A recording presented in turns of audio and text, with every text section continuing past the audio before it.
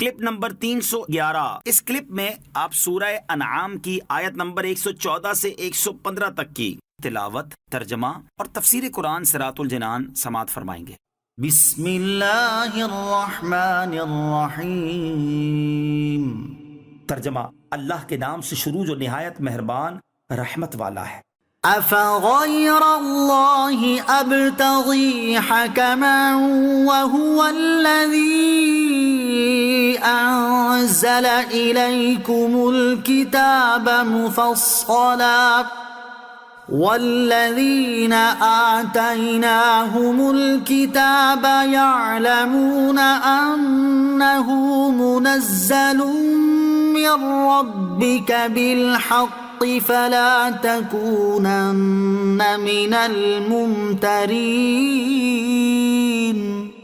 ترجمہ: تو کیا میں اللہ کے سوا کسی کو حاکم بنا لوں، حالانکہ وہی ہے جس نے تمہاری طرف مفصل کتاب اتاری، اور جن لوگوں کو ہم نے کتاب دی وہ جانتے ہیں کہ یہ تیرے رب کی طرف سے حق کے ساتھ نازل شدہ ہے۔ تو اے سننے والے، تو ہرگز شک والوں میں نہ ہو۔ افغیر اللہ ابتغی حکما، تو کیا میں اللہ کے سوا کسی کو حاکم بنا لوں؟ شان نزول: کفار مکہ نے سید عالم صلی اللہ تعالیٰ علیہ وآلہ وسلم سے عرض کیا تھا کہ یہود و نصارہ کے پوپ پادریوں کو ہم اور آپ پنچ بنا لیں جو یہ فیصلہ کریں کہ ہم حق پر ہیں یا آپ۔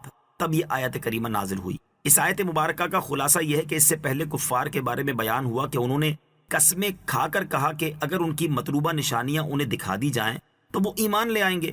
اس پر انہیں جواب دیا گیا کہ ان نشانیوں کو ظاہر کرنے کا کوئی فائدہ نہیں، کیونکہ اللہ تعالیٰ اگر ان کی مطلوبہ نشانیاں ظاہر کر دے تو بھی وہ لوگ اپنے کفر پر قائم ہی رہیں گے۔ اب اس آیت مبارکہ میں بیان فرمایا جا رہا ہے کہ نبی اکرم صلی اللہ تعالیٰ علیہ وسلم کی نبوت پر دلالت کرنے والی نشانیاں تو مکمل طور پر ظاہر ہو چکی ہیں۔ ایک نشانی تو یہ ہے کہ اللہ تعالیٰ نے نبی کریم علیہ السلام پر مفصل کتاب اتاری جس میں امر و نہی، وعدہ و وعید اور حق و باطل کا فیصلہ، اور تاجدار رسالت صلی اللہ تعالیٰ علیہ وسلم کے صدق کی شہادت اور کفار کے افطرا کا بیان ہے۔ اور دوسری نشانی یہ ہے کہ تورات و انجیل میں رسول اقدس صلی اللہ تعالیٰ علیہ وسلم کے رسول برحق ہونے اور قرآن پاک کی اللہ تعالیٰ کی کتاب ہونے پر دلالت کرنے والی نشانیاں موجود ہیں۔ اللہ تعالیٰ نے جنہیں آسمانی کتاب کی سچی سمجھ نصیب کی، جیسے حضرت عبداللہ بن سلام رضی اللہ تعالیٰ عنہ وغیرہ، نیز عام علماء اہل کتاب ان دلائل کی وجہ سے آپ صلی اللہ تعالیٰ علیہ وسلم کو حق جانتے ہیں، اگرچہ کسی دنیاوی وجہ سے اس کا اقرار نہ کریں۔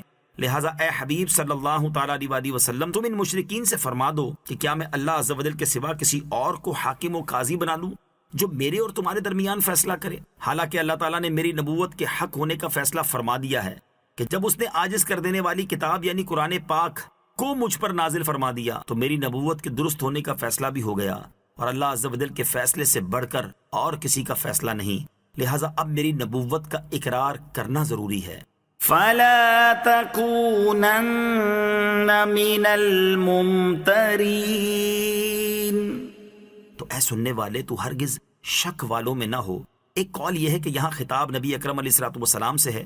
اس صورت میں معنی یہ ہوا کہ اے حبیب صلی اللہ تعالیٰ علیہ وسلم، آپ اس بات پر شک کرنے والوں میں نہ ہونا کہ اہل کتاب کے علماء جانتے ہیں کہ یہ قرآن حق ہے اور اللہ تعالیٰ کی طرف سے نازل ہوا ہے۔ دوسرا معنی یہ ہے کہ اے حبیب صلی اللہ تعالیٰ علیہ وسلم، آپ اس بات پر شک کرنے والوں میں نہ ہونا کہ ہم نے آپ کو جو بیان کیا ہے وہ حق ہے یا نہیں۔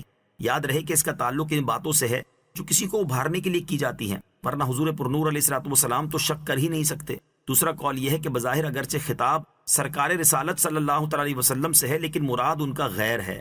اب معنی یہ ہوا کہ اے قرآن پاک کو سننے والے انسان، تو اس بات میں شک نہ کرنا کہ یہ اللہ تعالیٰ کی طرف سے نازل ہوا ہے، کیونکہ یہ ایسا عاجز کر دینے والا کلام ہے کہ اللہ تعالیٰ کے علاوہ کوئی اور اس جیسا کلام پیش کرنے پر قادر ہی نہیں۔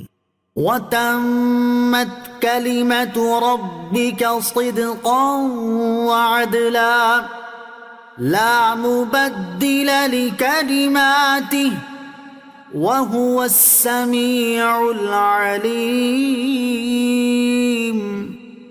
ترجمہ: اور سچ اور انصاف کے اعتبار سے تیرے رب کے کلمات کامل ہیں، اس کے کلمات کو کوئی بدلنے والا نہیں، اور وہی سننے والا جاننے والا ہے۔ وَتَمَّتْ كَلِمَةُ رَبِّكَ، اور پوری ہے تیرے رب کی بات۔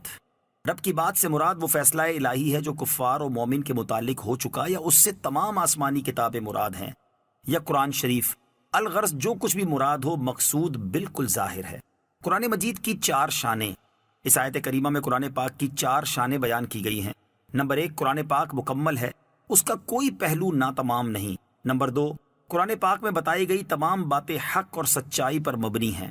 نمبر 3، جو شرعی احکام قرآن پاک میں ہیں وہ ہر اعتبار سے عدل و انصاف پر مشتمل ہیں۔ نمبر 4، قرآن پاک ہمیشہ کے لیے ہر طرح کی تبدیلی اور تحریف سے محفوظ ہے۔